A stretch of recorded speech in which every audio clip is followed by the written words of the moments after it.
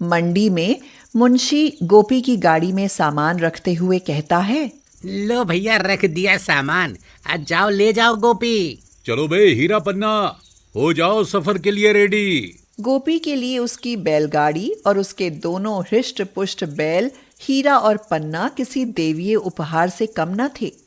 दोनों बैलों में गोपी के प्राण बसते थे। वह अपने से अधिक ख्याल अपने बैलों का रखता था। उन्हें समय पर खिलाता पिलाता और उनके आराम का भी पूरा ध्यान रखता। इसीलिए तो बैल भी गोपी को बहुत अधिक प्यार करते थे और उसके एक इशारे पर काम करने के लिए उठ खड़े होते थे। अरे सुनो बे हीरा पन्ना, तुम्हारे कारण जिंदगी मजे में कट रही है। टाइम पर 2 रोटियां नसीब हो जाती हैं, भला और मुझे क्या चाहिए। गोपी तो अपनी जिंदगी से खुश था, मगर उसकी बूढ़ी माँ शारदा को हमेशा उसकी चिंता लगी रहती थी। बेटा, अब तू शादी कर ले, मुझ बुढ़िया का क्या भरोसा कब प्राण छूट जाएं। ऐसे ना बोलो अम्मा, ऐसी बात दिल में जाकर लगती है। एक दिन पास के गांव से एक औरत अचार बेचने आती है। उसे देखकर तो मानो शारदा चौंक ही जाती है।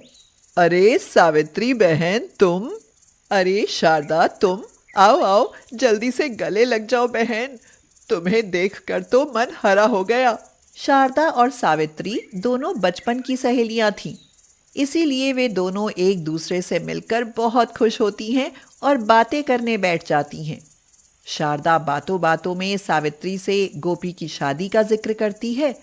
शादी की बात पर सावित्री उससे कहती है, तू अपनी गोपी की शादी की चिंता मत कर बहन, मेरी सुमन परी जैसी सुंदर है, परी जैसी। फिर तो समझो मेरे गोपी का घर बस ही गया। फिर सावित्री थोड़ा उदास होकर कहती है, पर मेरी सुमन में एक खराबी है शारदा बहन, वह थोड़ी नकचड़ी और घमंडी लड़की है। अरे उसकी छोड़, इस उम्र में तो सब लड़कियां ऐसी ही होती हैं। सुमन जितनी सुंदर थी उससे कहीं ज्यादा घमंडी थी। गरीब अचार वाली की बेटी होते हुए भी वह बड़े बड़े सपने देखती रहती थी। चांद सी हूं मैं, मेरी शादी तो किसी अमीर लड़के से ही होगी, देखना राज करूंगी और रानी बनकर रहूंगी। हाँ, पर तुझे राजा मिलेगा कहाँ से, तू तो गरीब अचार वाली की बेटी है। तो क्या हुआ, देखना मेरे चांदी जैसे रूप पर लाखों अमीर लड़के मरेंगे, लाखों। कुछ दिन बाद शारदा गोपी को लेकर सुमन को देखने के लिए सावित्री के घर आती है। तुम्हारी बेटी तो सचमुच चांद का टुकड़ा है सावित्री बहन। पर तुम्हारा बेटा तो गरीब बैलगाड़ी चलाने वाला है, मैं ऐसे गरीब से तो कभी शादी ना करूं। सुमन, शारदा तुम्हारी माँ जैसी है बेटी, जरा इनसे तमीज से बात करो। कार वाले होते तो और बात थी, बैलगाड़ी वालों से क्या तमीज से बात करूं अम्मा, इनसे कह दो कि यहाँ से फूट लें। सुमन के ऐसे बेहुदा और बदतमीजी भरे बोल सुनकर शारदा को बहुत दुख होता है और वह वहाँ से उठकर चलने की सोचती है। यहाँ से चल बेटा गोपी, ऐसी बदजबान लड़की से बात करना भी मेरे लिए फिजूल है। सुनो बुढ़िया, अगर तेरा बैलगाड़ी वाला बेटा 1 साल में 10 लाख कमा कर दिखाए तो मैं इससे शादी कर लूंगी, वरना मुंह मत दिखाना। हाँ। यह सुनकर तो शारदा उठकर चलने लगती है, मगर तभी लड़खड़ा कर धड़ाम से जमीन पर जा गिरती है। हाय, मर गई, मर गई, मेरी तो कमर ही टूट गई गोपी। लो, बुढ़िया तो गई काम से। सुमन को यूं हंसते देख गोपी का खून तो बहुत खौलता है, मगर वह चुप ही रहता है। वह दौड़कर शारदा को उठाता है और उसे अस्पताल लेकर आता है। डॉक्टर कहता है, देखिए इनकी कमर में गहरी चोट आई है, अब तो ऑपरेशन के बाद ही ये उठने बैठने लायक हो सकेंगी और ऑपरेशन के लिए पूरे 5 लाख रुपए चाहिए।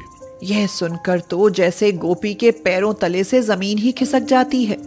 उसके दिमाग में बिजली सी कौन जाती है और वह सोचता है, मुझे तो आज पता चला कि जिंदगी में 2 रोटियों के अलावा भी बहुत कुछ चाहिए। गरीब गोपी पर अचानक दुखों का पहाड़ टूट पड़ता है। शारदा अधमरी हालत में बिस्तर पर पड़ी रहती और गोपी उसकी सेवा करता, उसके लिए खाना बनाता और उसे अपने हाथों से खाना खिलाता। अम्मा, लो थोड़ा खाना खा लो। बेटा, मैं तो तुझ पर बोझ बन गई रे। ऐसा मत कहो अम्मा, भला माँ बेटे पर बोझ कैसे बन सकती है?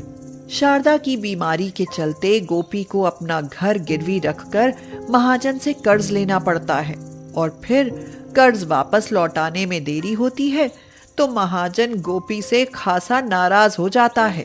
पैसा म्हारी जान। सुन बे गोपी, या तो म्हारा कर्ज चुका दे या फिर इस घर से निकल ले, चल। सेठ जी, थोड़ा और रहम करो, मैं आपकी पाई पाई चुका दूंगा। पैसा म्हारी जान, रहम गया तेल लेने। अबे चलो बे मुस्टंडो, देखते क्या हो। सामान इसका घर से बाहर फेंको और दरवाजे पर ताला जड़ दो। महाजन के ये कहते ही उसके आदमी गोपी का सारा सामान घर से बाहर फेंक दरवाजे पर ताला लगा देते हैं और गोपी शारदा को अपनी बैलगाड़ी में लिटाकर चल पड़ता है। जिंदगी में ऐसे हालात भी देखने पड़ेंगे, कभी सपने में भी ना सोचा था। अब गोपी शारदा को बैलगाड़ी में लेकर यहाँ वहाँ भटकने लगता है और एक दिन एक ढाबे पर खाना लेने के लिए जाता है। भाई, खाना कैसे दिया? 50 रुपए का प्लेट भैया।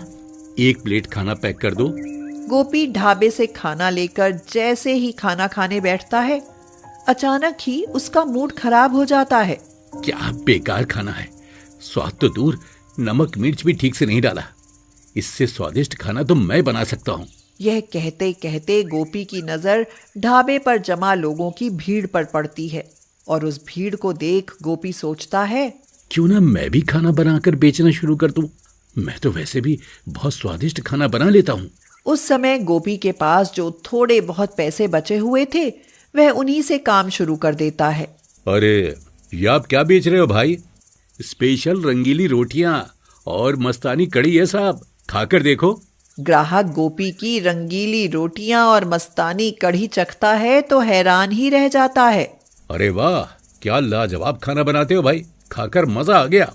इधर गोपी अपनी बैलगाड़ी रेस्टोरेंट में खाना बेचता है और उधर सुमन सोशल मीडिया पर एक अमीर लड़के से दोस्ती कर लेती है। हेलो, हाँ सुमन, कैसी हो? अजय, तुम्हारी याद में तड़प रही हूँ। धीरे धीरे गोपी के खाने की चर्चा शहर में दूर दूर तक होने लगती है और एक दिन अजय के साथ सुमन भी वहां आती है। तुम यहाँ क्यों आए हो अजय? स्पेशल रंगीली रोटियां और मस्तानी कड़ी का जायका लेने के लिए। सुमन, तुम भी खाकर देखो, मजा आ जाएगा। मजा आ जाएगा? इस गरीब बैलगाड़ी वाले से खाना तो दूर, मैं पानी तक ना पीऊं। उस दिन भी सुमन गोपी को बेइज्जत करके चली जाती है, मगर वह चुप ही रहता है। फिर एक शाम गोपी के पास एक शानदार गाड़ी आकर रुकती है और उसमें से कुंदन सेठ बाहर आता है। सुनो भाई, इस शहर में मेरा एक रेस्टोरेंट है और मैं चाहता हूँ कि उसे तुम चलाओ। पर उससे मुझे क्या मिलेगा सेठ? तुम्हें भी सेठ बनने का अवसर मिलेगा, क्योंकि तुम मेरे पार्टनर बनकर काम करोगे। इस तरह बैलगाड़ी रेस्टोरेंट वाला गरीब गोपी शहर के सबसे शानदार रेस्टोरेंट का पार्टनर बन जाता है और एक ही साल में वह लाखों का नहीं बल्कि करोड़ों का मालिक बन जाता है। पैसा आते ही गोपी शारदा का ऑपरेशन कराता है और वह ठीक हो जाती है। उधर अजय और सुमन के बीच ब्रेकअप हो जाता है और सुमन का सारा घमंड टूट जाता है। वह गोपी का रिश्ता ठुकरा कर बहुत पछताती है।